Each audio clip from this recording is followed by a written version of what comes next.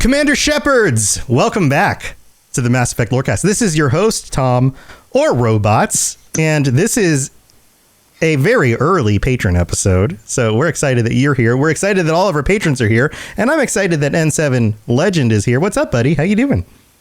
Hey, I'm doing well, feeling very jolly. My girlfriend and I just put up the decorations on our tree, and my first time getting a real tree by myself. I figured since I'm living in the Christmas tree capital of the country, probably a good time to do that.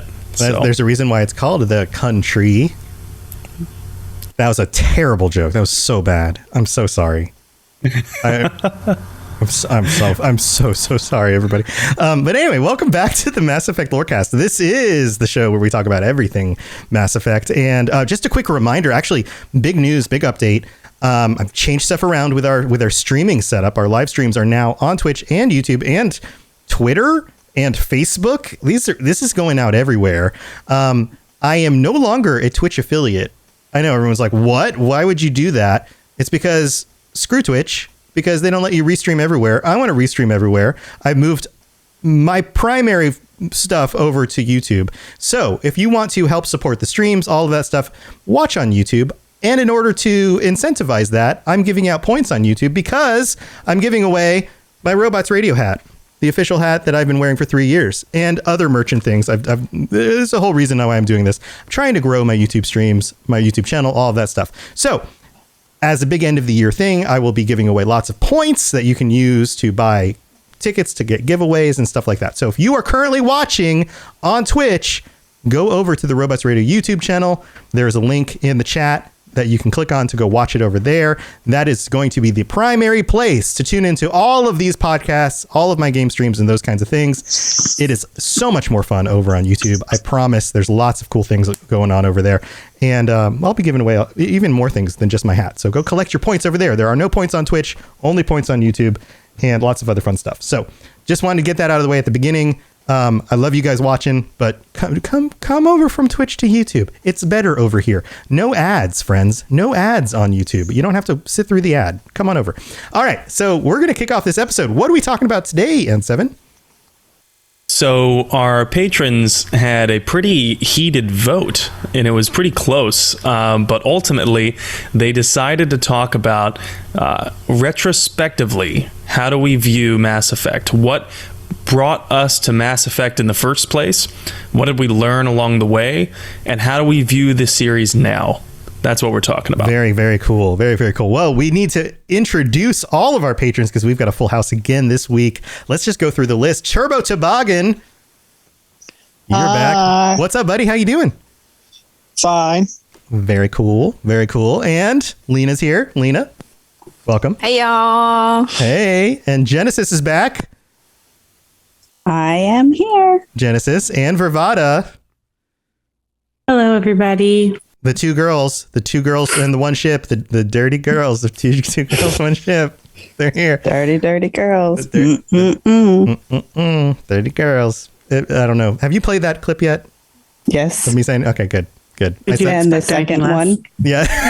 Yes, I said this during the Cyberpunk Lorecast, or was it The Witcher? I forget when I say things. Twice. Yeah. I say these things during my shows, and I forget which show they happen in. But yeah, you guys are back, and then we've got Larry. Larry, welcome to the show. Hello, nice to meet everybody. Welcome. And then Michael, welcome to the show as well. Evening. And Anna or Anna? What should we call you? It's Anna. I was Let's Not on the last stream. Yeah. Well, it's easier for me to just read whatever name is on the thing. Yeah, I forgot to change it when I came into Zoom. Okay. That's fine. Okay. Anna, welcome back. And Psych is here. Hey. And Pipe Man's back. Pipe Man, welcome. Good evening. Well, everybody's back, or all of these people are back, and it's so nice to have a full house again. So where are we going to start off? Who would like to kick this off? Is there anybody who's just itching to share a story about things, how they got into it and how their impressions have changed? I know some of you guys have some very interesting stories, and let's do it this way. Who was the most recent person to discover the series? I know I learned about the series when it first came out. So let's go back. Who discovered it only in like the last year? Wow. 3 of you? Genesis, Larry, Mike? Who discovered it Legendary Edition when that came out? Larry. Okay, so Larry's the newest. That's awesome. Wow. So tell us a little story, Larry. What piqued your interest? What got you into the series? Well, my intro story isn't going to be all that interesting. I'm a teacher, and it came out towards the end of the school year, and I was looking for something to play over the summer because that's something that would be more than a 12 to 16 hour game. No, and I knew I liked BioWare games because I like Dragon Age. I played all of them. So, and then I saw it, and so I bought it, and then I loved it. Not really sure how I never played it in the past because I feel like I should have, but I didn't.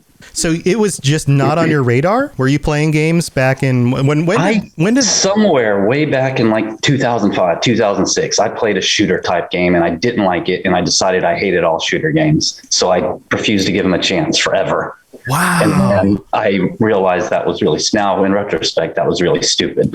But I think that's the reason I just never played it. Oh, interesting. So, okay. So from that perspective, how do you feel about the shooting? I mean, already, by the time I got into Mass Effect, I'd already played other shooter games and realized, okay, I like them. So, but yeah, I like it. I like the mechanics of the game a lot. I like the mechanics of Andromeda a lot, even though some parts of the game drove me a little crazy, but the shooting mechanics are great. But yeah, I like them. I like the mechanics. It's great. Even Mass Effect 1? I got used to it. At first it was weird, but I got used to it. I think it might have driven me crazy if I'd have played it when it first came out, but Legendary was pretty cleaned up. I was okay with it. Yeah, it is improved. Yeah, they streamlined Mass Effect 1 a lot. So I was hoping that someone that we got to talk to, Legendary Edition was their first experience. Because that transition from Mass Effect 1 to 2 is still a little bit rough. But it's much more streamlined. Being able to use any weapon with any class, I think, is a big deal. So which class did your first playthrough of the series, which class did you go with? I went Soldier. I always want to have maximum hit points. I want to be the guy that just runs in and goes crazy. So I went Soldier, and I go assault rifles. That's me. Soldier, assault rifle. That's it. Wow. So from shooter cynic to soldier fanatic. Exactly. Yep. It's quite the turnaround. It was. But again, I have no idea why I was stubborn for 10 years on shooter games, but no clue. That's interesting. So what kept you playing though? Because Mass Effect, it's a pretty long game. So I liked the gameplay. That was good. And I liked the characters because immediately that's always going to get me to keep playing a game. If I grow attached to the characters and I want to stay in the world, I'm going to keep playing. And that happened quick with Mass Effect. And as soon as I finished it, I started it again because I wanted to stay in it. I think I didn't play until Legendary, and I'm on my 6th playthrough. So I've gotten quite a bit of play. And I know this is a room that likes the destroy ending, but I'm a synthesis ending guy just because Edie's speech at the end of Synthesis is that's one of the great things in any game. First time I played through it, and that speech, it made me teary eyed. I told my girlfriend, I was like, you've got to finish this game because this is the greatest trilogy of all time. That ending, you got to get to it. There's definitely something to love, I think, about every one of the endings. And although there are many, many destroy stands out there, I think we would all be doing ourselves a disservice if we did not each play one of each of the endings at least once.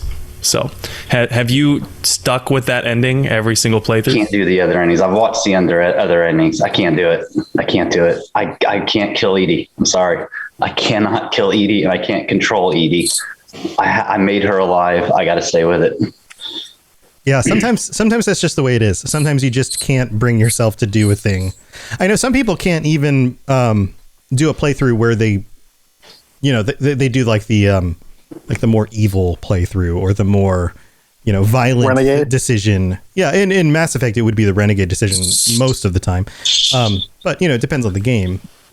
Often doing the more violent decision or the more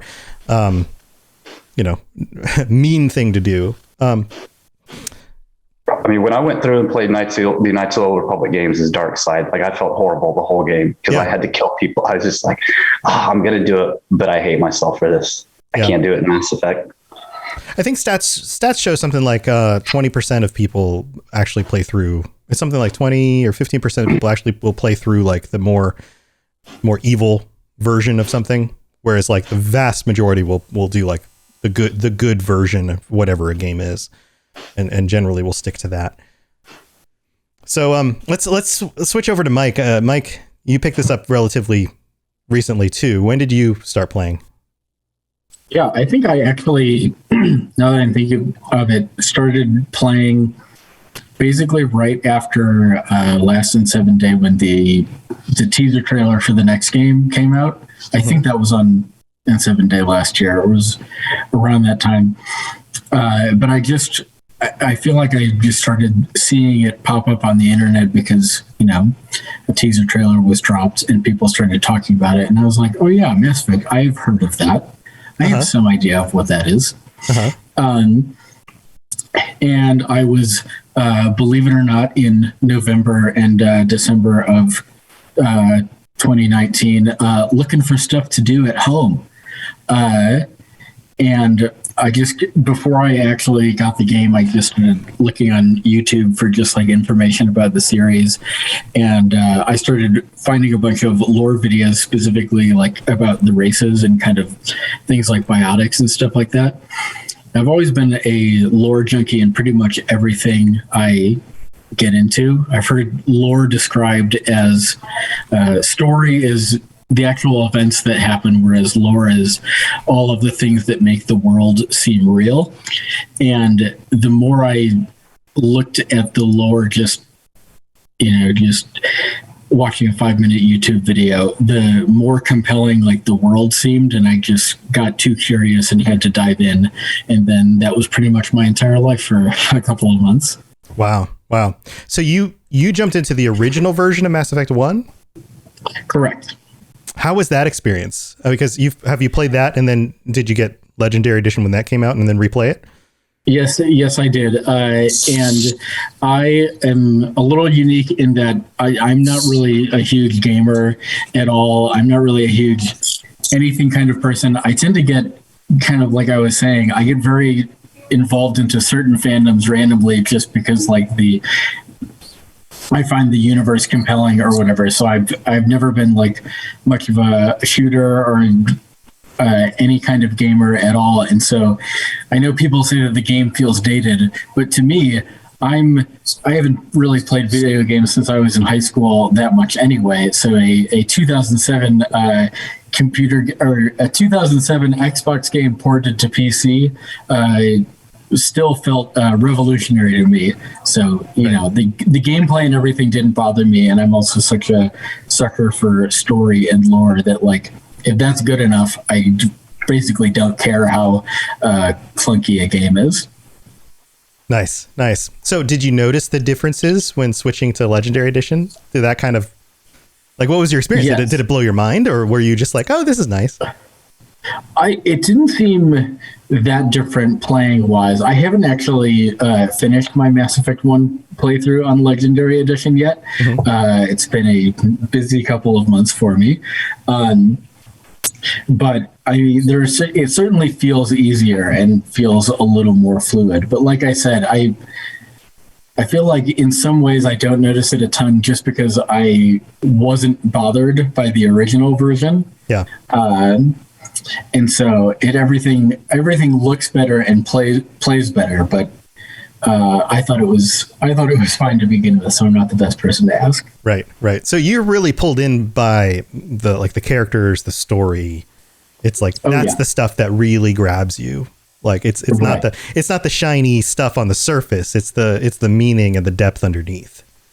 Right, and that's the reason I got so into it is just because I feel like there is so much of that in Mass Effect in a way that there isn't in a lot of other games. Like just looking at like planet descriptions and stuff like that, every once in a while I just think about the fact that somebody actually wrote a detailed description for every single planet, and like 70% of these planets have nothing.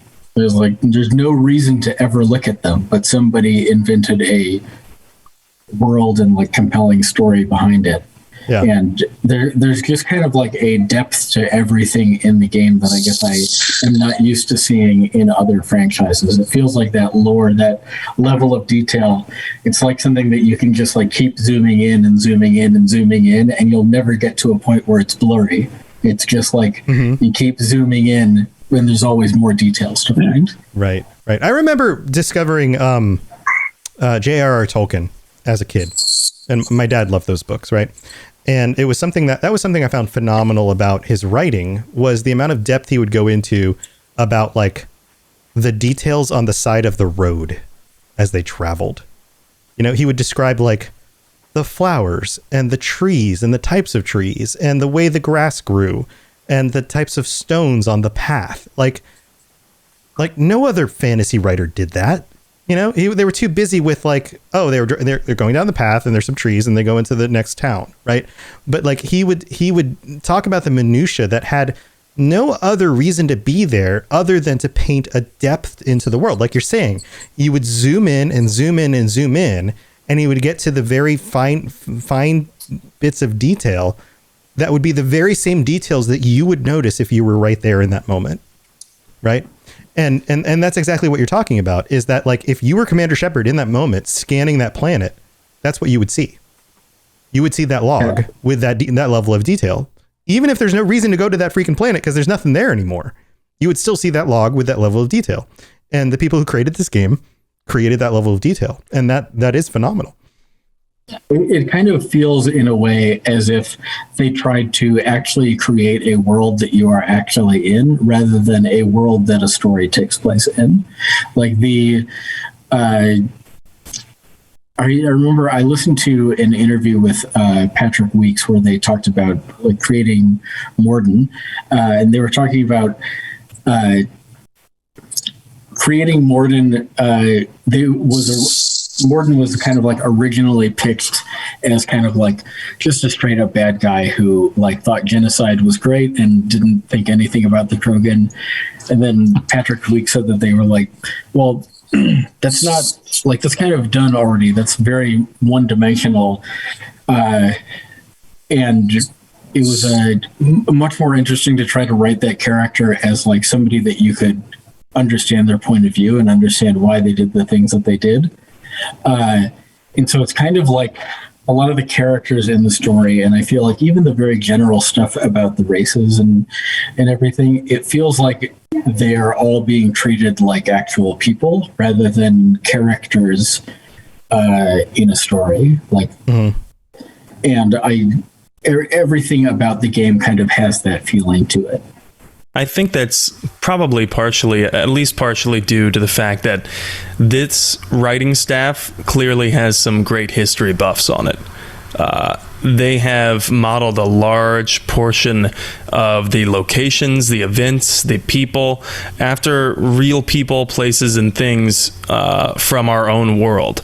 And I know that's partially how they created the galaxy, BioWare's own version of the galaxy anyway, because they threw in as many real life locations as they possibly could. So astronomy buffs out there, probably if they were familiar with Mass Effect, they were looking through the galaxy map and thinking, wow, these guys really did their homework. So you take that type of approach and you apply it to the writing of Mass Effect, and I think it provides us with enough depth, enough familiarity for things to feel real. Yeah. Well, that's really cool.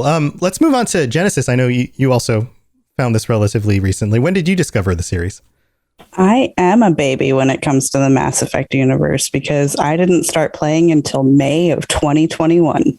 Wow. So Legendary Edition? No, actually, I started playing on the Xbox Game Pass version because it was free. Well, there you go. Yeah. Well, free with the subscription, but yeah. Well, okay. Yeah. Well, when your husband pays for your Xbox Pass, it's considered free. You play your other games. I'm going to play this one. Thanks. Oh no, we have separate accounts. Oh, Okay. All right. There are stories as to why we have 2 consoles, 2 PCs, 2 everythings. Wow. Okay. When you accidentally save over their Oblivion save file. Oh God. Oh. There's too many hours. This is. The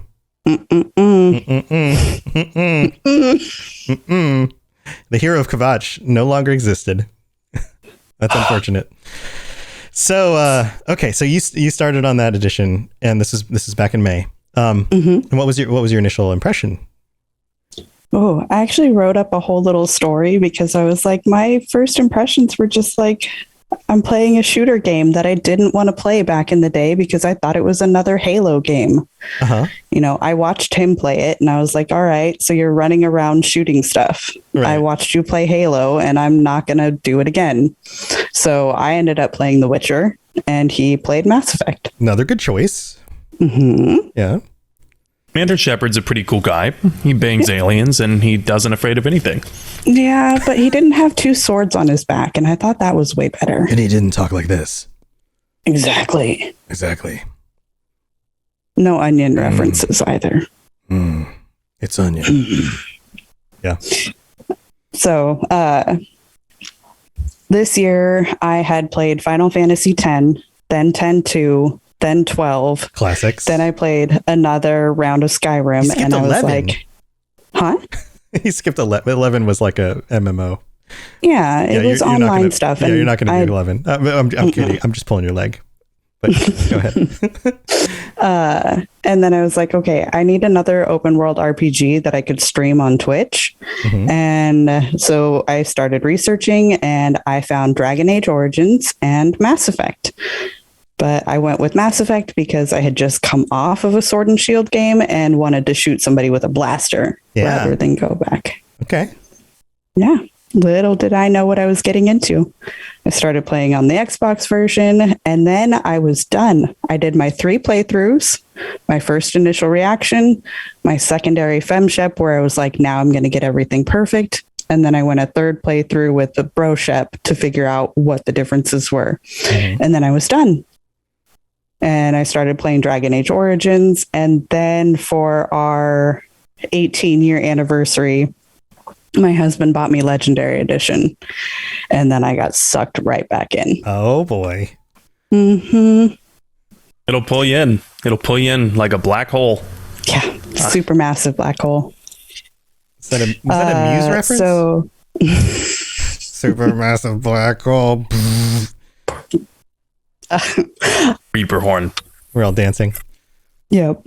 So then I started looking for more content after I had finished one playthrough, and I found the Mass Effect Lorecast in late September.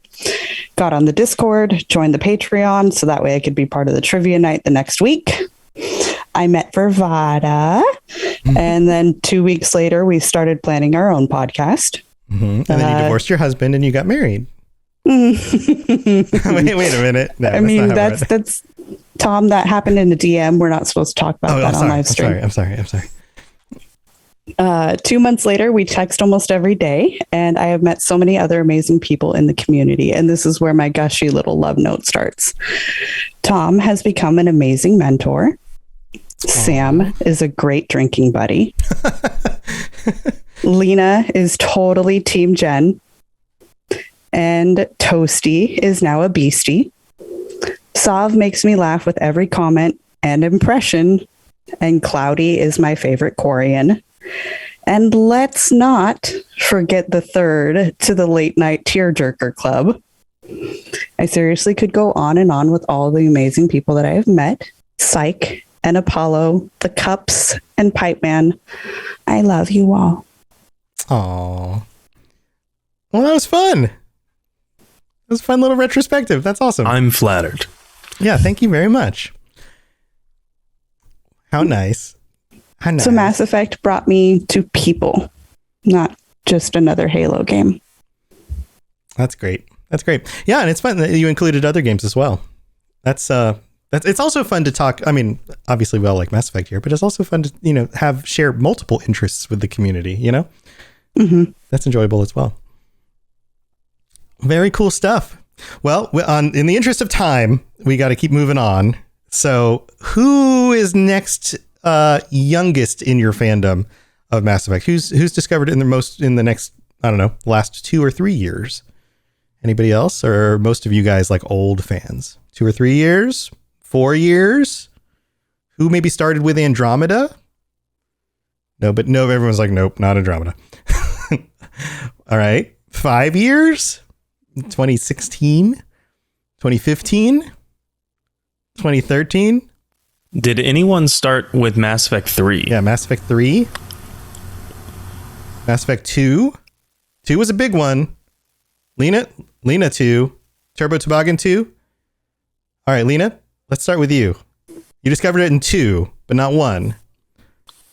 Yeah, I mean, like, I'm pretty sure I stole it off my brother's desk someday. Like, it was just chilling there, and I don't know what I was doing in his room, but I think I stole it. And I was like, that's a pretty cool cover. Like a cool guy. Miranda was on there. Uh-huh.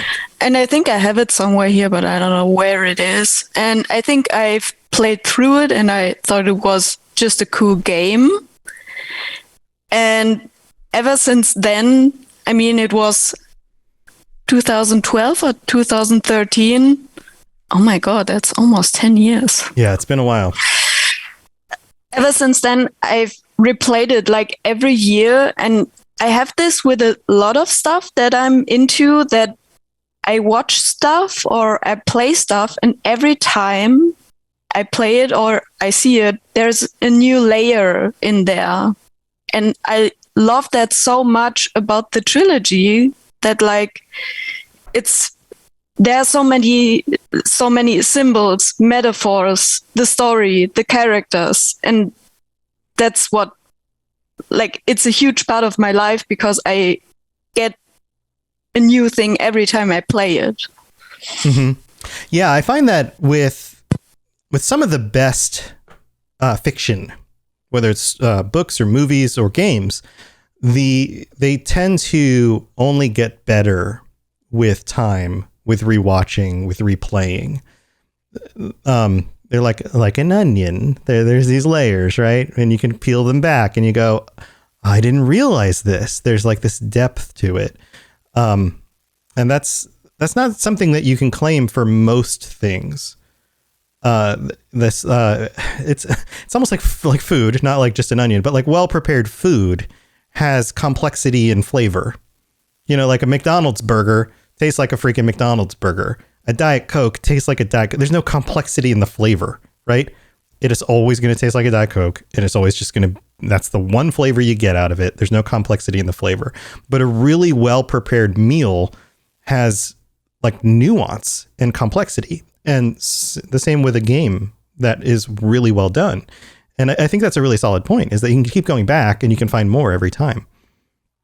Yeah, I just finished my playthrough of Legendary Edition. Like my first playthrough of Legendary Edition. I don't know what number playthrough it is total of the series.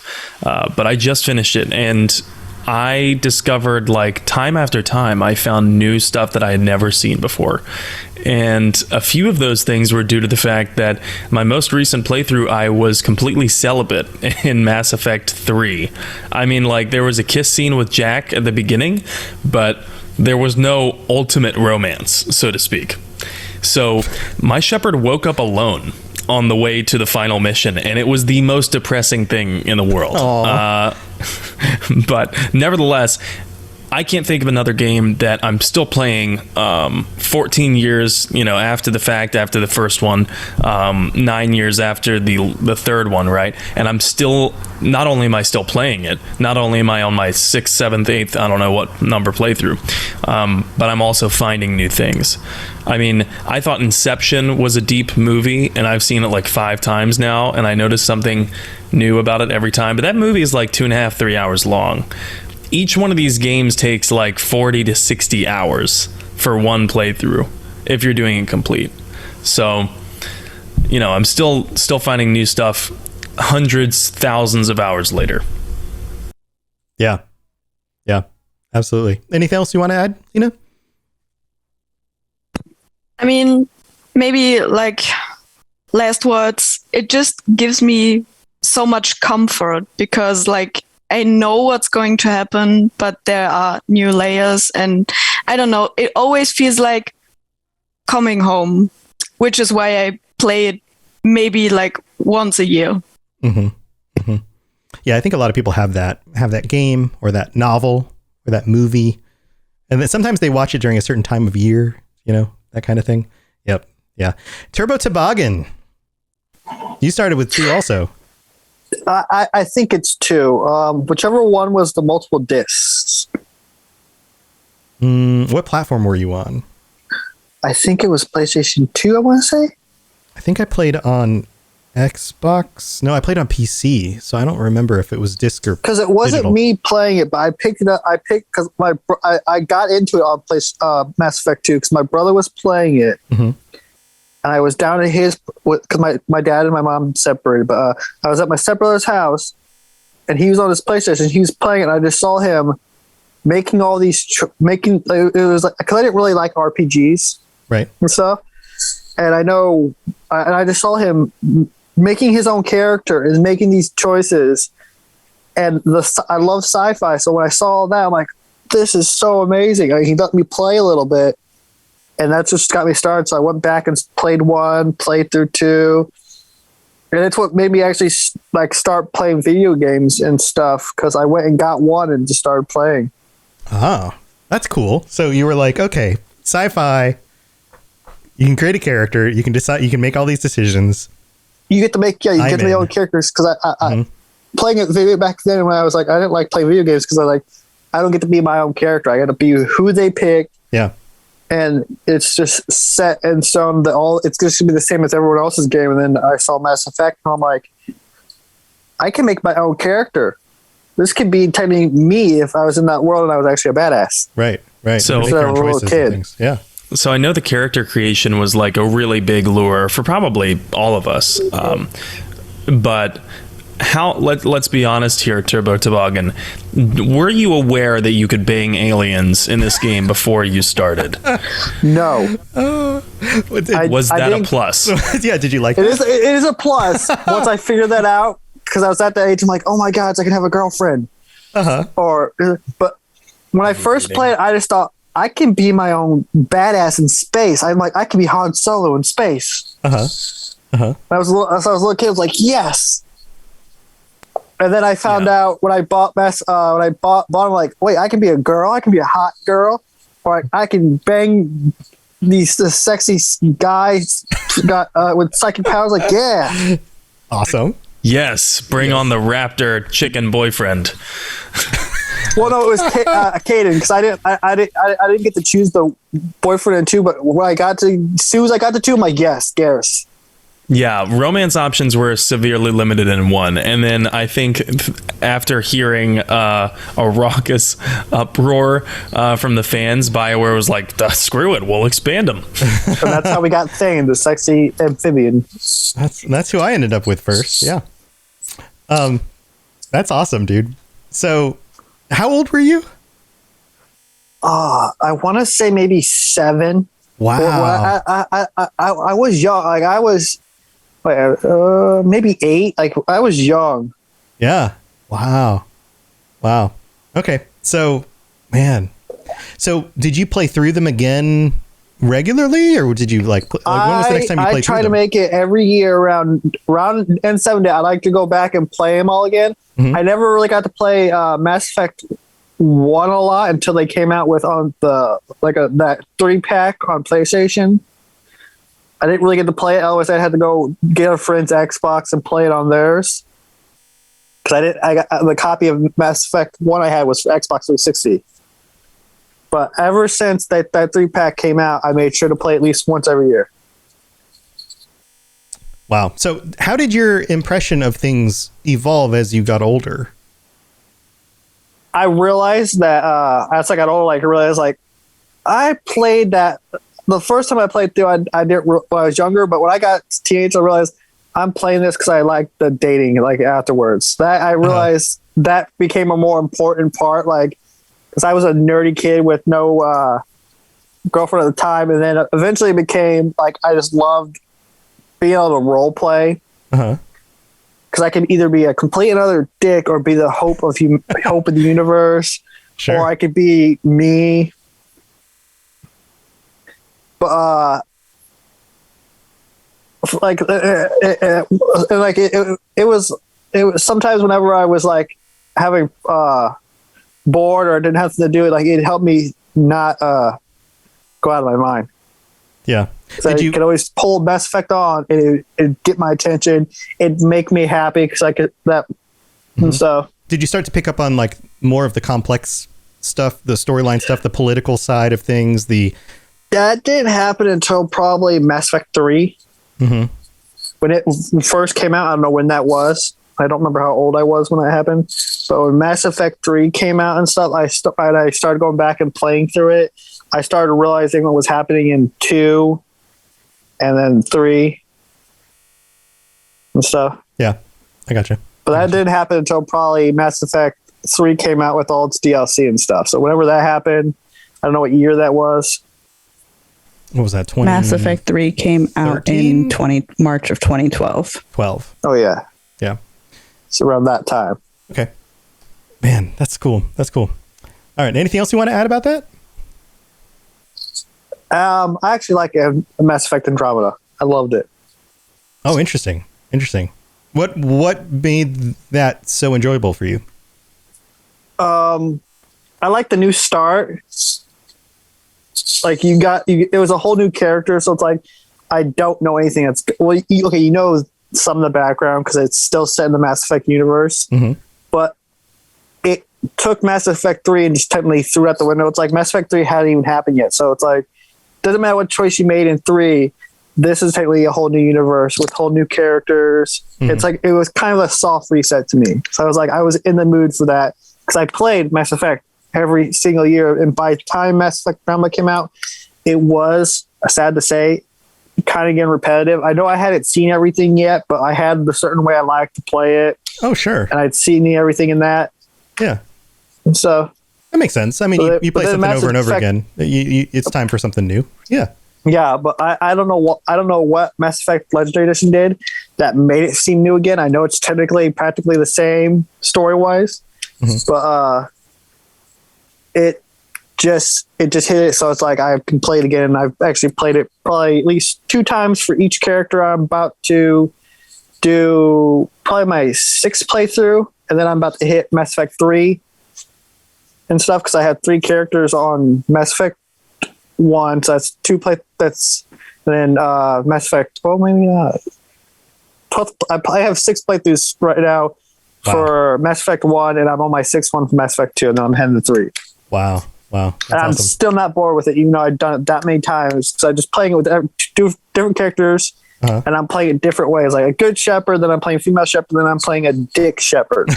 Nice. A dick male shepherd, just going like he's good. I just want to see all the bad things because I usually don't pick those. Yeah. I usually pick like mostly good, some bad in there, but I've never done a full Renegade playthrough, so I'm doing that. Yeah, Mark Mears. There are some brutal moments. Yeah, and his voice is perfect for it too, because he sounds like such a dick when he's delivering those really those lines. Oh yeah, being so mean. Yeah, he does it really well. Well, that's awesome, dude. All right, well, we need to take a quick break. Thank our patrons, you guys, and the rest of our patrons, and we'll be back with the rest of you to talk about your retrospective. So, stay tuned.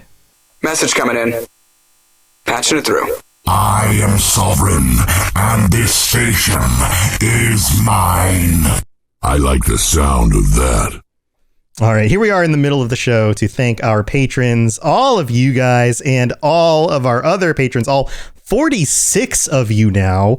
Holy moly, 46 patrons. You guys are amazing. And we're going to welcome 2 of our new patrons, Eric K. and Jason B. Welcome to the Patreon. Thank you for your support. You guys are awesome. And also, we need to call out our Commander Shepherds, Pipeman and Sovereign.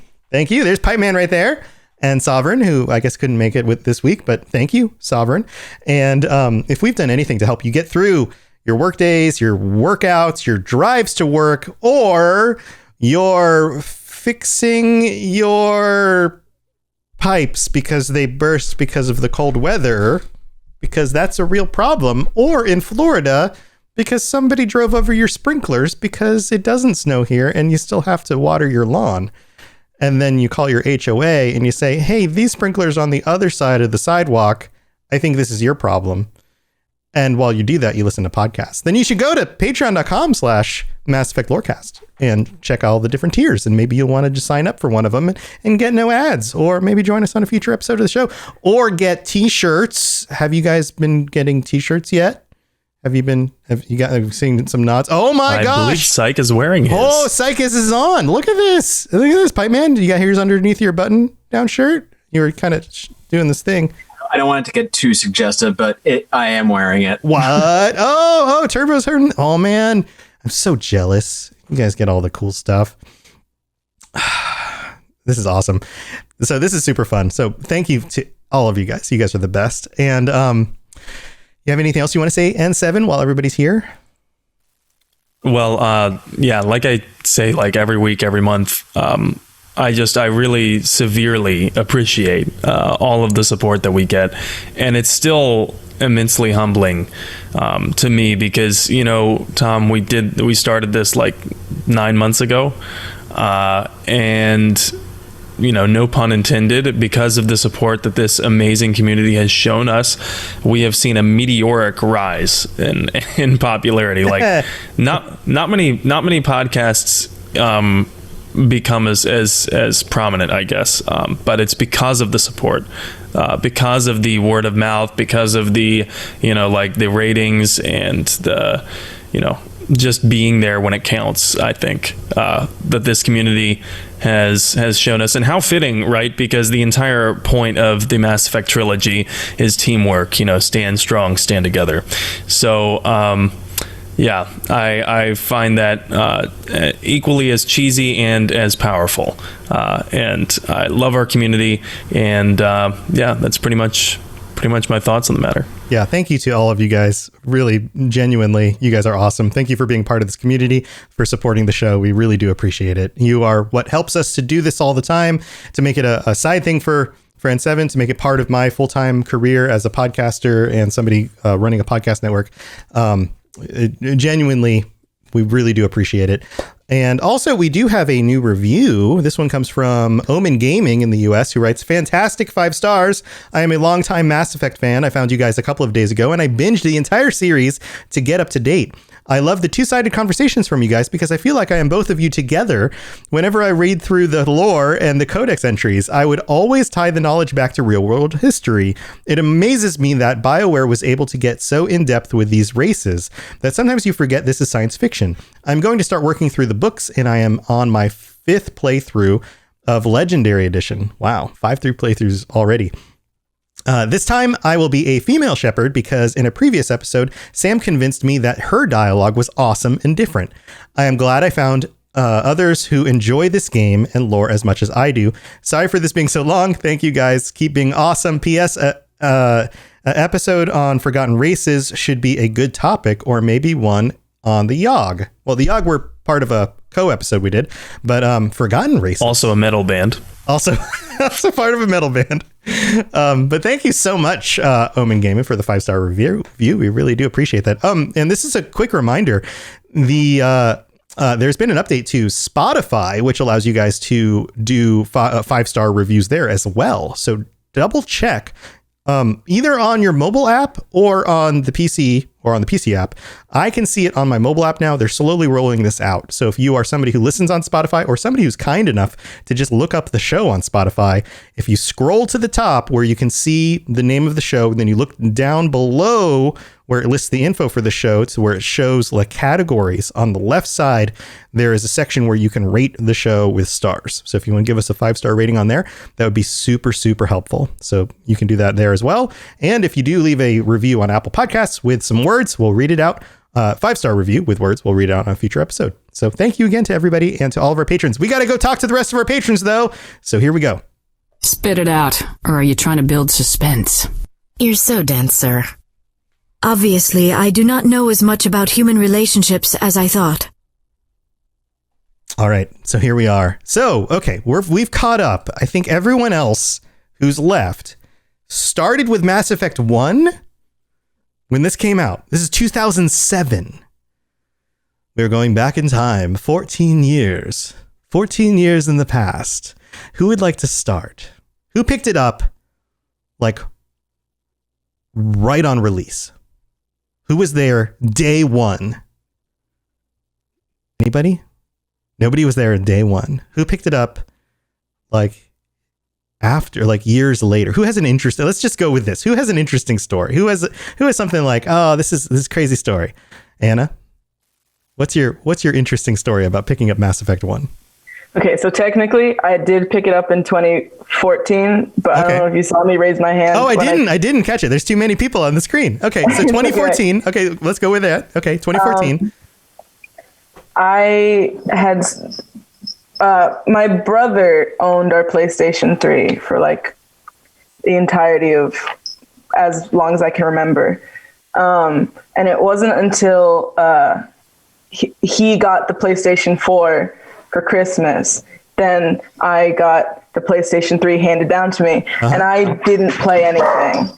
Like, I think the most I had played was like Little Big Planet, maybe. Little sack people running around. Yeah.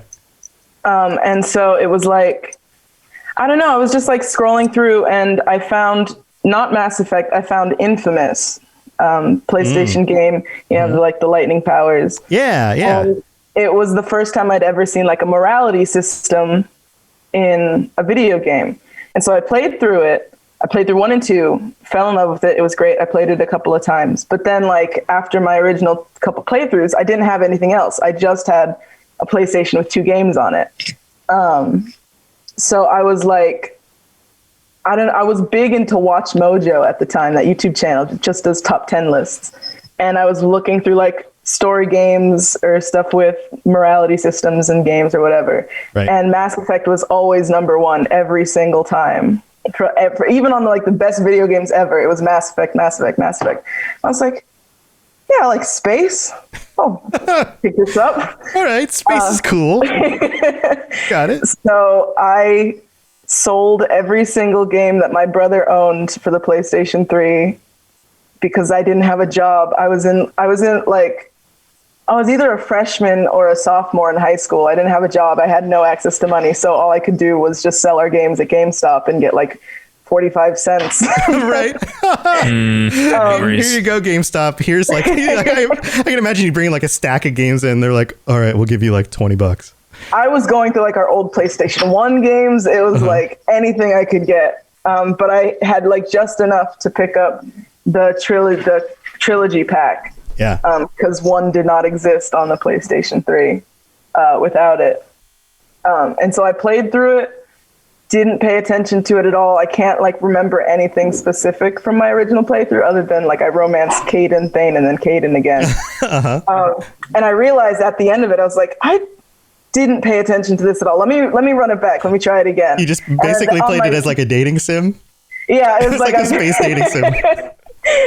So I beat 3, immediately went back, started at 1 again, and it was on my second playthrough that I realized like, oh, this is something that I've not seen before. So yeah, that's how I got into the series. That's cool. That's cool.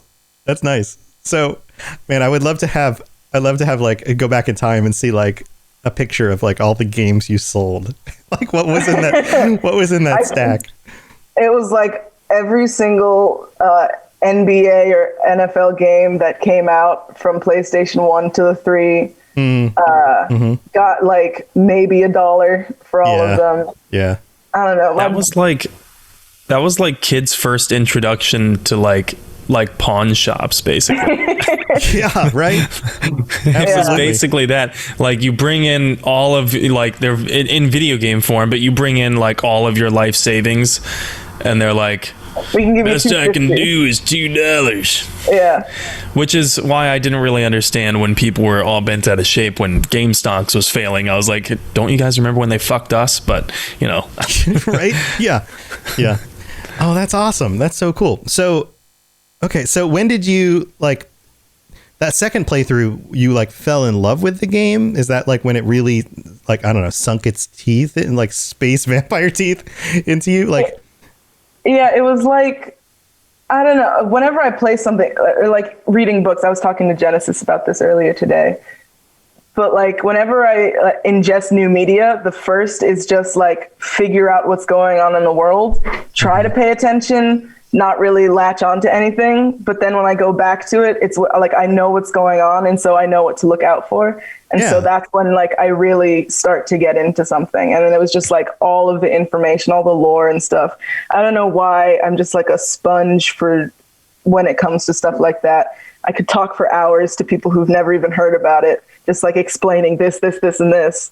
But it was a lot to get into. I totally get that, because I feel like especially with games that are so deep, you need kind of an introductory period in order to get a sense of like, what is even the landscape like before you can get deeper with it sometimes. So for example, when I discovered the Elder Scrolls, this was back in 2007 when Oblivion came out. I'd never played an Elder Scrolls game before. And the Elder Scrolls, like the lore of the Elder Scrolls is super deep, just like Mass Effect. There's a ton of crap in those games. I had no idea about anything in those games at all. And the first 50 hours I played in that game was just wandering around, not knowing anything about anything that was going on at all.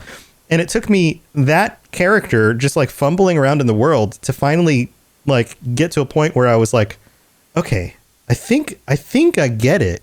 And then I had to restart a new character and then play through. And then that's when everything clicked. And it's kind of like playing through Mass Effect, you know, like doing like a 50-hour playthrough and then starting a new character and playing through it again and then going, oh, that's who these guys are. That's who these aliens are. Okay, that's what the Citadel is. Oh, that's why the, you know, this race is so interesting. This is what that's why the bad guys are so bad. That's what, I get it. That's why, the council is really worried about this thing. I get it. You know, like that's when everything starts to click. And it's just, there's just so much depth that sometimes it just takes that to get there. They need to give you a slower speed intro to let you absorb a lot of it. And I found that my retrospective, opinion on the series was, at first, when I first started playing the game, I played it very gamey because I wasn't really interested in being sincere. I was just interested in learning the lore. Like, I played it very gamey. I just wanted the best possible outcome. So naturally, I picked all Paragon things, right? And then as I got older, as I've like played the series to death, I've been much more interested in like, okay, well, what if I'm like kind of a good guy, but also I have my fatal character flaws? You know what I mean? And getting into really interesting combinations like that of choices, of outcomes, and it's been still rewarding for me. And it's interesting you bring up, you know, Elder Scrolls with this deep lore, and Elder Scrolls did a good job of letting you wander around and absorbing it at your own pace. But I wanted to draw a comparison because I think Mass Effect 1 does a good job of that too, because Mass Effect 1 is so slow. But you know what game doesn't? You know what game just kind of throws you in the middle, and you have to learn it, because at the beginning, if you don't know the background, you're like lost, and that's Cyberpunk. I had no experience with Cyberpunk tabletop, no experience with Cyberpunk like at all, beyond the aesthetic and like Cyberpunk like shows. You know what I mean? Right. So when I first started playing Cyberpunk 2077, it was just like I was thrown in, and I was like, what the hell are they talking about? Like left and right, there were so many references that were dropped where I was like, I don't know what's going on. But I still put in the effort, and I'm like 50 hours in, and it's still incredibly rewarding now, and I know it's going to be even better on a second playthrough round. Or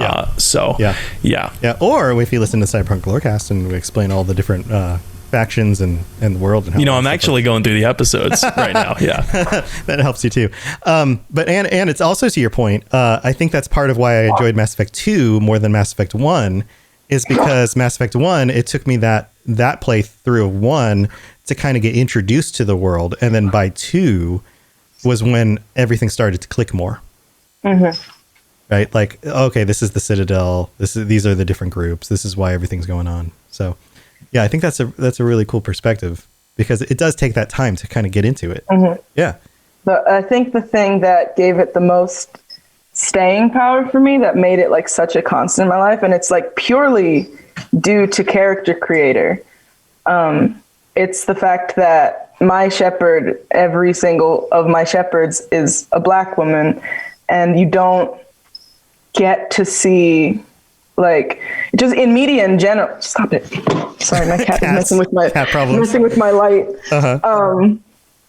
In media, just in general, you don't get to see Black women in such like a nuanced role as Commander Shepard can be. Right. Right. And it's like even just the small fact of Shepard becoming humanity's the first specter of humanity, like that role going to a Black woman over like even just like a white woman, like it's a completely different. It means much more to me than maybe to other people who, just because you don't get to see that, and she gets to be so like, I don't know, she's like a huge badass. She's like the humanity's brightest. It's just, and she's still like a flawed individual. And I love in 3 that you actually get to see Shepard in a more like, what's the word I'm looking for? More vulnerable. Like you get more moments of like Shepard with the weight of the galaxy on their shoulders. Yeah. And you can see how you see Commander Shepard, the human specter, but then in 3 you actually get to see like Commander Shepard, the person. And it's just something that I have to keep going back to see like every year, because there's nothing else like it out there. That's awesome. That's awesome. I love as a very, white male cis, I don't get to see the world through the eyes of somebody who is a minority. And as somebody with my perspective, I love to be able to see representation in film and games through perspectives that I don't have, because it broadens my view of the world. And I love to hear stories like that. I love that we are getting more of that in film and games and things like that. We get more lead characters from minorities and women and like it kind of gives me chills, because like you're right, we don't have enough of that. And I love that representation like that is more common. I love that children can be inspired to be things that they never thought they could be, because we're getting more representation like that in our stories and in our leaders and things like that. I that's hugely important. And being able to put yourself in that kind of role is not amazing. not just the fact that it's video games. And let's be honest, for the past 30 years, the vast majority of that history of video games have been almost completely dominated by males, right? Yeah. Male characters, male driven, everything like that. And yet not only is Mass Effect a video game, but it's also part of the sci-fi genre, which is historically very male focused and male driven. So it was nice that BioWare was one of the companies really pushing the envelope for progress there in egalitarian representation, and having female or feminine rather protagonists. Yeah. So I love that. That's awesome. That is really, really cool. Thank you for bringing that perspective onto the show. That's awesome. All right. If anyone out there hasn't played as FemShep, please start a playthrough as FemShep, because it's life changing. Jennifer Hale is number 1 in my eyes. I had to say it once a time I'm talking with you guys, but please play FemShep. She's great. I second that. Yeah. I second that. Yeah. Jennifer Hale does an amazing job. Yes, she's wonderful. All right. Who hasn't gone yet and would like to go? All right, Vervada. What's your story? My story begins in 2007.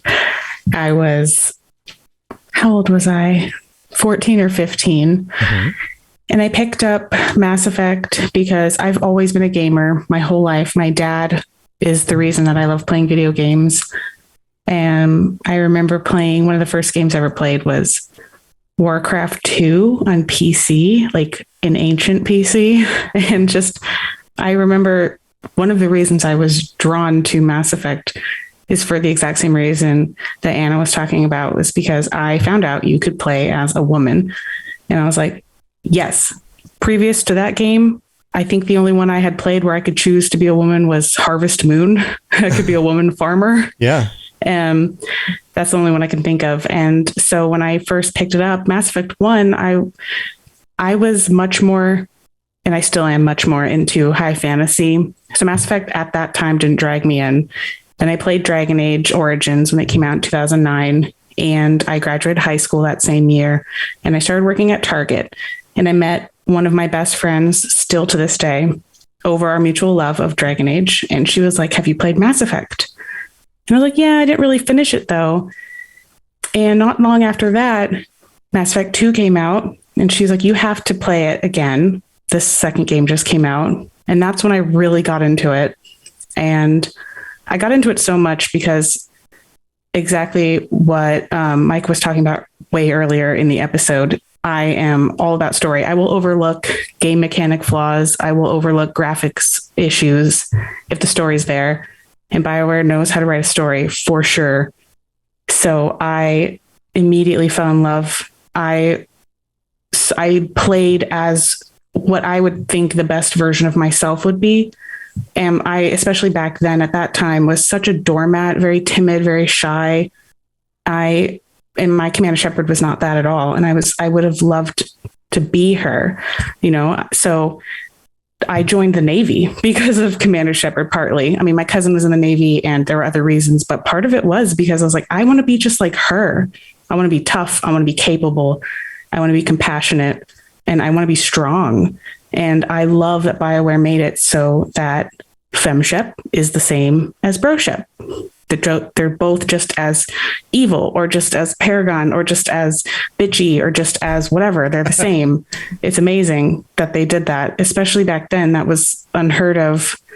And, you know, fast forward to this today. I mean, I played Mass Effect 3 when it came out in 2012. I played Andromeda. It didn't feel quite the same to me as the original trilogy. I did enjoy it, but it didn't have the same lure that the original trilogy did. And when Legendary Edition came out this year, I had a surgery and I was pretty much bedridden. So I played it, the entire trilogy, in like a week and a half, just straight, because I couldn't do anything else. I just was laying around all day. And it felt like coming home. I was like, it's like I reached through time back to my childhood when I played it the first time. And it was just as fun and just as awesome. And there was plenty of stuff I saw in it that I didn't get out of it the first time I played, because I was so young when I first played it. Now I'm 30 and I have a daughter. So it felt much more impactful, especially in the third game when like the whole world was ending and you're hearing about Garrus and his sister and his dad barely escaping off of Palaven, and you're seeing the child die in the very beginning, and the end comes and I did choose Destroy, and you have the end scenes playing, and I'm just like bawling my eyes out because it's still amazing. So I mean, any story that can get to me like that, first of all, if I played that game on mute, I might not cry, but the music really, really gets me every time. So it's just awesome. It's the best. That's awesome. That's my story. That's a great story. That's great. Yeah, it's always nice to feel like you're coming home, you know? Yeah. It's like a cozy blanket at this point, you know? It's familiar. Mm-hmm. Yeah, and I had just commented on it on the last portion of my playthrough that I streamed.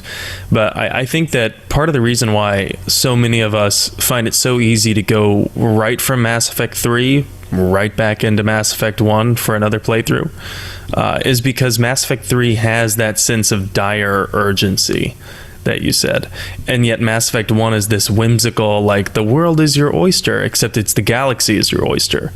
And, you know, there's this entire possibility of exploration and limitless, you know, possibilities, yada, yada, yada. There's a certain exuberance to Mass Effect 1.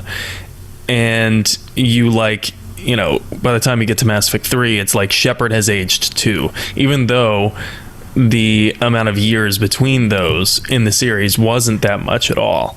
And Shepard spent most of it dead. But yet they do such a good job in the story arc that is the way that the story arc should feel. That, you know, you go from exuberance and then it gets, you know, more intense as the conflict heightens, and then there's the denouement. But with Mass Effect, the denouement was just short enough to want to propel people back into Mass Effect 1. So yeah, I think that dynamic and that cycle probably facilitates the multiple playthrough aspect. I think it also helps, like I said earlier, I'm a huge Dragon Age fan because I love high fantasy, but it was such a shock to go from Dragon Age Origins, which is a voiceless character, to then you have Shepard. You play as a different person in each Dragon Age game. That's kind of true for most games. You don't play as the same person. But with Mass Effect, you're Shepard in 1 and 2 and 3, and it feels like you're best friends with them at the end. Like you're walking perfectly in step with them the whole way. You've built this relationship with your character and with the other characters. They feel like we've all said already that they feel like real people.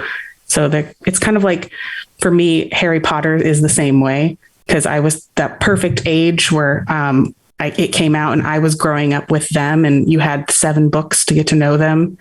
It's like the same thing with Mass Effect, except it's more because you're a part of the story. You're directly affecting the story. So it's really, really impactful. Yeah. Yeah. That's cool. That's a really cool perspective. Well, thanks for sharing. That's awesome. That's awesome stuff. All right. Who's left to go? We've got Pipe Man. Pipe Man's left. Anybody else? Did everyone else go? Pipe Man and Psych. Pipe Man, do you want to go first? Sure. So I guess my story is a little on the depressing side, but it gets better. I promise. So, very brief background. I haven't always been a gamer. I had like my best friend who was the gamer of the two of us, and I would always sit and just watch until his mom yelled and said, "You have to share the controller." I always enjoyed watching. I sort of learned how to be a gamer vicariously through him. We've been friends now for 32 years. And we still game every once a week if we can. So in 2008, I discharged from the Marine Corps. Shout out Bravada. Thank you for chauffeuring us. And this was, just after Mass Effect had come out. I'd watched my friend play it. So that's kind of a cool game. And I just did a playthrough, enjoyed it. Wasn't quite the completionist that I am now, but fast forward a year, I received the news that my battle buddy Battle Turtle buddy? Not quite. But the guy, my best friend that I served alongside, had died. And I was a wreck. And I found myself just literally searching for some sort of catharsis or some sort of community. And I just, on a whim, I restarted the Mass Effect series. And I think I've mentioned this to N7. It is the game that pulled me back through the Omega 4 relay, and I still play it. I try to play it once a year. The biggest attachment for me, I think, is the crew. It's such a diverse group of people, if you will, who all have these really interesting backgrounds. They all have their own problems. They all have their own quirks. You get to help them through their own troubles, difficulties. Even if they're just loyalty missions, it really is kind of neat to be there for somebody. You know, I was not there for my buddy. You know, we were on two different sides of the world, but it's really been a really comforting sort of community to come back to and know that, you know, you can be there for them.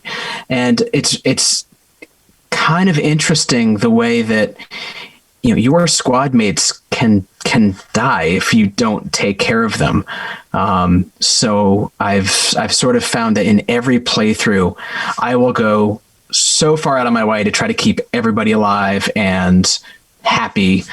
You know, and I think that is probably the biggest reason that I come back to the series every year and a half.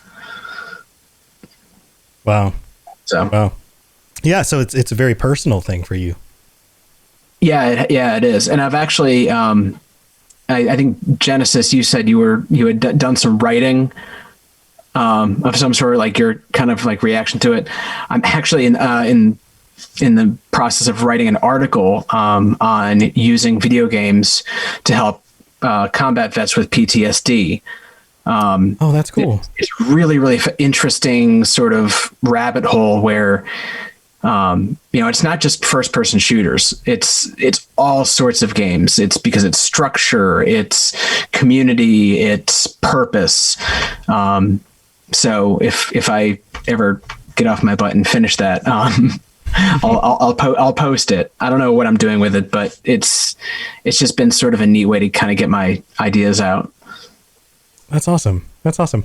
Well, good luck with that. That sounds like an awesome project. I mean, there's a lot of things like that can help people, and I'm sure there's a lot of people out there who would really appreciate the help. So yeah, that's really cool. And you know, I myself, I had spoken with Pipeman about that. I think it's a wonderful idea, and I think that there's certainly a sizable portion of the Mass Effect community is either currently a service member or service member related or service member adjacent or former service member. There's a large portion of the Mass Effect community that has that tie to the military, which is interesting.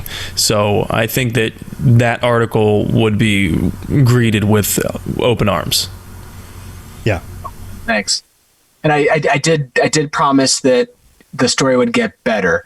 I've used sort of my interaction with Mass Effect, my experience, to sort of connect with other people. So all of you people, absolutely 100%, you know, it's midnight here and I'm like, I'm not going to bed yet because my people are here. But as a joke, my girlfriend, you know, said, "Hey, like, when are we getting married?" And I said, "Well, oh boy, you have to play through Mass Effect first, because if you're gonna know me, like." 2 minutes later, she's like, "All right, I'm building my character." So she's just started her second playthrough. Mass Effect speed run. Wow. And we're getting married next June. So that's amazing. Congratulations. Thank you. There's going to be some, I think we're going to try to work in some Mass Effect stuff. So that's awesome. I'm open to ideas. So Mass Effect makes the whole world better. That's great. Congratulations. That's so awesome.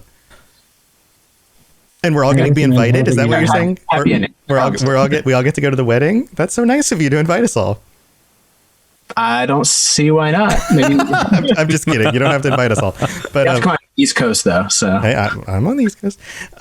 Dude, that's awesome. Congratulations. What a fun way to talk about Mass Effect and affecting lives. That's so cool. That's awesome. That's so cool. Well, maybe she can join us sometime and tell her story about her experiences with the game. I'll let her know. That would be so cool. I'm going to issue the same ultimatum to my girlfriend. Well, honey, I need to know how serious you are about this relationship. Right? This means a lot to me. Well, I need to first have you play this game that I'm very interested in to find out how much you love me, dear.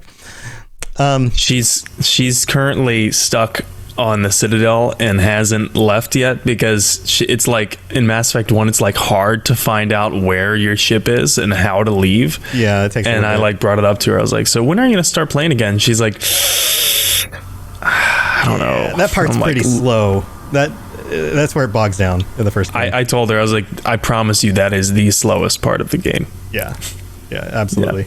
Yeah. Well, Psych, I think you're the last one. Yeah, I have to follow up. We're getting married because we're playing Mass Effect story. That's thanks, Pikeman. No pressure. All right. No pressure. So, I mean, my story is, it's a tale as old as time, really. Boy meets BioWare with Knights of the Old Republic. Beauty and the Beast? Boy loves BioWare and continues to buy BioWare games all the way up through to when Mass Effect comes out in 2007. And so I had already been, introduced to the morality system. That was pretty much like, there's a third game from them that had that. So I was like, okay, I know what to do here. Just pick all my top options. Blue all the way. Blue all the way. Exactly. Yeah. Light side, stuff. Anyway.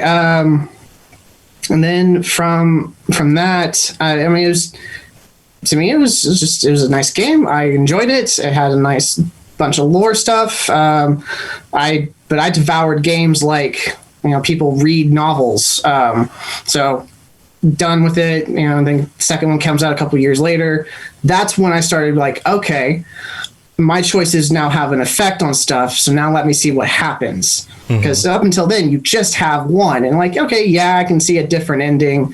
But at the time, in 2008, you don't know that the stuff that you're choosing to do has an effect later.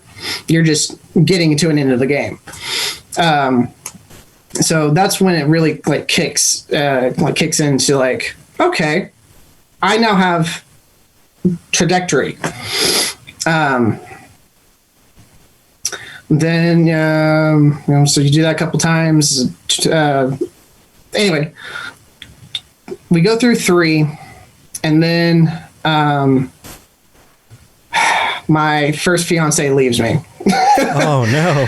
Yeah. So I spend like a week doing 3 things: drinking Dr. Pepper, sleeping on my couch, and playing Mass Effect. I'm glad it was Dr. Pepper, because that could have gotten that could have gotten a lot I'm also darker. glad it was your couch. Yeah. That could have been way worse. Oh yeah. Drinking bourbon, sleeping on the curb. Yeah, that could have gotten a lot darker, dude. Oh yeah, yes, yeah. okay. I mean, as stories go, this is just humor. But I played playthrough after playthrough after playthrough, just like almost nonstop through a whole week. And that kind of helped me. I don't know. It helped me through a very dark time, basically, for what it was. Yeah, sometimes the escapism of a game like this, where you get to just focus on problems that aren't your own. Exactly. Yep. No, I totally get that. Like, I have, since Mass Effect came out, I have had a few breakups, and it is my breakup game. Like, wow. I will dive headfirst into Mass Effect. I'm like, please distract me from the pain that is life. Mm-hmm. And it's a lot healthier than diving into the bottle of bourbon. Yes, it really is. It's cheaper. It's less damage on my liver. Yeah, absolutely. Also, not mutually exclusive. Yes. So, and then I did, the standard Mass Effect thing. Oh, I'll pick it up every summer between semesters and play a bit. And that's what I did for a few years. And then I actually hadn't touched the series, until Andromeda. And I did that one time. And then I said, okay, we're setting the whole series aside for a while. So I hadn't played a Mass Effect game since the end of Andromeda. And I picked it up day one. So this was a game that crashed my system, that walked me through walls, that faces went all the time. Like, it was just like I spent $70 for that. It was not a good experience. Whatever. So Legendary Edition, it comes out and it completely changes my life effectively. Because Legendary Edition comes out, this podcast gets started. My coworker was like, hey, you like Mass Effect? You like this podcast, I think. And he introduces me to this. Thank you, coworker. So, Ryan, if you happen to listen to this later, thank you. Because it introduces me to this wonderful group of people and inspires me to start my own thing to do. And I meet, I've met all you wonderful people to just hang out with on a weekly basis, sometimes even daily basis, some of you. And that's kind of stuff that comes along once or twice in a lifetime. So thank you. That's awesome. That's so cool. Yeah, I agree. Also, Ryan, get your butt in here. What are you doing? You should come hang out with us. Even, I don't mean the Patreon. I mean, like, just come hang out with us on Discord and stuff, dude. Or maybe Ryan has been hanging out with us on Discord all along. Secret. He's secretly somebody. I don't know. I don't think so. I don't know. I don't know. But Mass Effect has certainly made it, the pandemic's lockdowns a little bit easier, I think, for a lot of people. And meeting and hanging out with you all has definitely kept my batteries charged during hopefully what is the tail end of this pandemic. So. Yeah, that's a cool story, man. That's really cool. Well, guys, I think we're at the end of the show. It's been an hour and a half, and these have been some really awesome stories. So thank you for sharing all of this. It's very cool stuff. And Seven, you got anything else you want to share? Well, I think people already know my origin story with the game. If you don't know it, if you're curious about it, I think it's like one of the very first things we talk about in the first episode. So I won't take up too much more of people's time. I won't flood their ear holes anymore tonight. But that's pretty much it. I just finished my Mass Effect 3 playthrough on Xbox. I'm so happy to be done on Xbox. I don't want to stream on Xbox anymore. PC. So PC time. I am gonna be streaming Mass Effect Andromeda now on PC, and this is gonna be my first playthrough since 2017. So lots is gonna seem very new to me, and happy to be doing this on PC. And I'm gonna can't wait to see you all there. I'm looking it up right now to see if there's a mod that makes them not look like 12-year-olds. Good luck. Because their body proportions. This is the thing that drives me the most nuts about that game, is that they all, like, their body proportions make them all look like they're little, like they're children. Don't they? Yeah. I'm not alone. They in look this. like weird middle schoolers. I mean, look at their body proportions, guys. They look like middle schoolers. I don't know how this happened.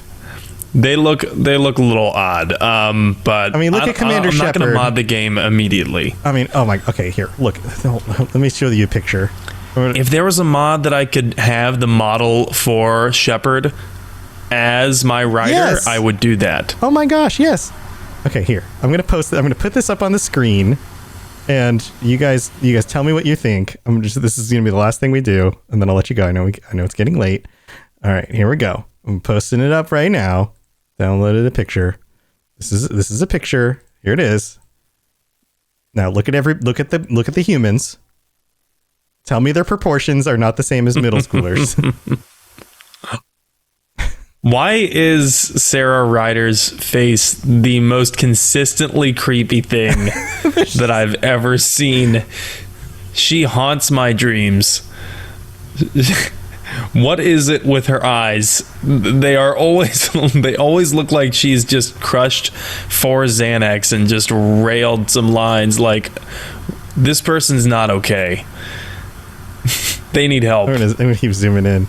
This is, yep. Hold on, Sam. What's wrong with Xanax and cocaine? I don't know, man. But look, I mean, they look like they're all like 5 feet tall. I don't know. They're just not proportioned. I don't. You know what it is? They also look like they are the stars of like a young adult novel, or like a Disney show. Like the stars of a typical young adult novel, like sci-fi Twilight. They're all between the ages of 19 and 26. So yeah, they should look like adults. Babies. I don't know, but but like Shepard is 29 in Mass Effect 1. Here, I'm trying to find a comparative image of like the Mass Effect 3 crew. Okay, here's a good one. Let me see if I can get this up on the screen. Like the Mass Effect 3 crew, like everybody like is proportionately taller. Like I can't find a good picture. We'll have to look this up later. A lot of it could be due to the fact that this was the first divergence from the engine that they it's a used. different engine. It's also a very different design team. Like the staff changed a lot. It was like a completely different studio almost. Yeah, it's very different. Okay, so here's really what happened. Like, we'll actually digging into it. Like, honest to goodness, this is really what the difference is that the character designs in the original Mass Effect trilogy are actually superhuman. They're designed with their heads slightly smaller than actual human averages, which makes them look more heroic.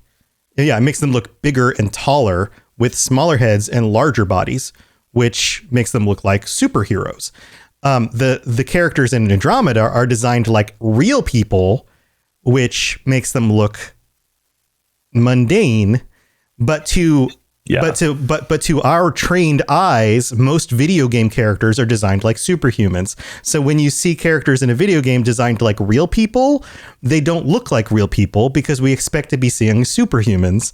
So they look to us like little kids in a video game rather than real people because we expect real people to look like super people. So that's the problem, is that they actually design them like real people. So really, I shouldn't be complaining. I should be lauding them for actually designing real people in a game and making them look like real people. But oh well. They also had to do it right. Yeah. Well, yeah. Also, I think that the other thing I would complain about is that the textures of their faces look too smooth. So they look younger than they actually do.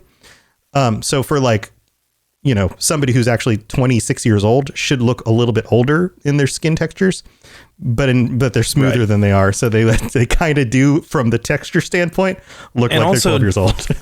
Not look at everyone either like this or like this. Yeah, right. It's always one of the two. In Andromeda, it's always, very surprised look or I am fucked up look. Yeah, the eyes are weird. Yeah. That I'm just going to do the rest of the show like this for you, Sam. Yeah. So, it's 50 cent beer night at Applebee's and Sarah Ryder has just gone to town.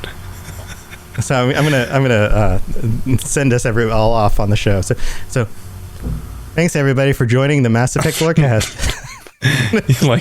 Sure. The Andromeda people are totally fine and not on drugs.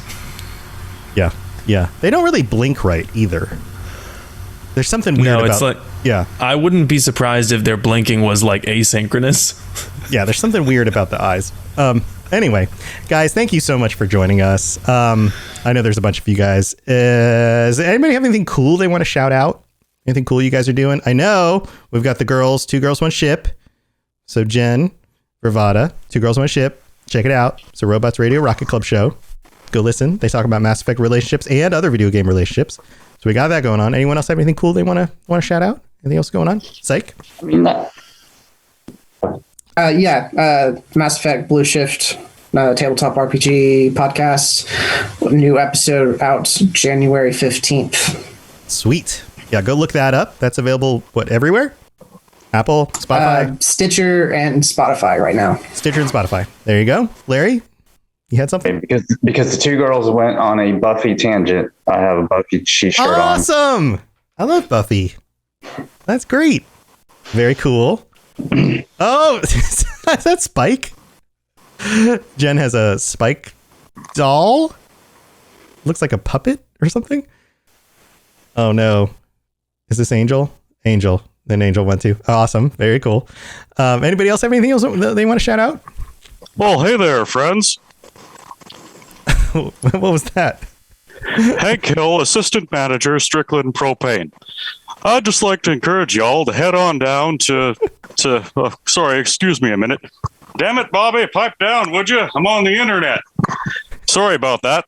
Anyways, head on down to the Presidium branch of Strickland Propane for the Boxing Day Grill Stravaganza sale and get your 54,000 BTU Vodner Charking Imperial. Limit of 74 per customer. Strickland Propane. Taste the meat, not the heat. Thanks, Hank Hill. Yep. All right. Anybody else? Pipe Man? I don't know how to follow that up, but just for you guys, I'm actually so very briefly, like I just got back from a gig. I'm a musician and it's holiday season, so good Lord. I'm going to be uploading a whole bunch of just fun holiday music to the Discord for you guys to enjoy. So stay tuned. There's going to be some just fun stuff posted there. Awesome. Awesome. And another reason that if you're listening and you haven't joined the Discord yet, you need to. There you go. There you go. All right. And then everybody can be reached on the Robots Radio Discord. You can reach everybody there. And anything else? Everybody else is good? Maybe I'll upload some very not fun music after Pipe Man does all the fun stuff, like fun holiday music. Here's a joke that only Pipe Man will get. I'll be recording Tanazanakis, all the Harry Parch music that I possibly can, if I can find some Parch instruments. Pipe Man, if you have any leads as to where I can get 6-in or really any Parch instruments, if you could, please let me know. If you could cover Vigil's theme on a harpsichord, that'd be amazing. Can't do it on harpsichord, but if you want tuned boobams, I'm your guy. How about a mouth harp? What's that one instrument where you have to wave your hands in order for it to play? Oh, the theremin. Theremin, yeah. Yeah, it makes like a woo kind of sound. Yeah. Mm-hmm. Oh, I could do it on Anklung. What is that? It doesn't matter. A didgeridoo? Didgeridoo? So we're, after the last show, Pipe Man and I realized that he's out of the room right now. He can't hear it. Wait, I'm going to give him a second and say, Pipe Man, I want you to know I just said Anklung to everybody on the internet. I wish I had one, but there's a harpsichord in that room. I will go record the Vigil. Jesus. Oh, sweet. So Pipe Man and I realized after the last show that we're both classical percussionists, which is like, we're in such a small world that the fact that both of us are here and also share that bond we can't really describe to any of you lay people how weird it is that the two of us are on this call right now. I will apologize in advance though, because wow. Yeah, I can play a really guitar. Obscure jokes about classical perccation things. Yeah, this is like all gonna go way over our heads. Yeah, I can play. Yeah, just cut this all. Cut all of this. Nobody's gonna care. That's awesome. Well, cool stuff, guys. Thank you all for joining. Anna, did you have something? No, sorry. Music just started playing and it was really loud in my ears. Okay, I saw you react. Sorry. I thought maybe you were raising your hand. No. You were like, music. Okay, I got you. Well, everybody, thank you for joining us. This has been super fun, as always. And I will see you guys on the Discord. If I don't see you before our next episode, then have a wonderful holiday. We will be taking next week off because it will be on the day after Christmas. But we will see you again in the new year. And thank you again for all the support. Thank you for being here for this show. And we'll see you around soon. All right, everybody. Stay safe out there in the universe and enjoy your Mass Effect. Hopefully you'll get some time to play a little bit over the holidays. See you around. Thanks for tuning into the Mass Effect Lorecast. We'd love to hear your opinion and thoughts on the lore of Mass Effect. Reach out to us on Twitter at Mass Effect Cast, or check out the Robots Radio Discord. Also, you can send us an email at masseffectlorecast@gmail.com.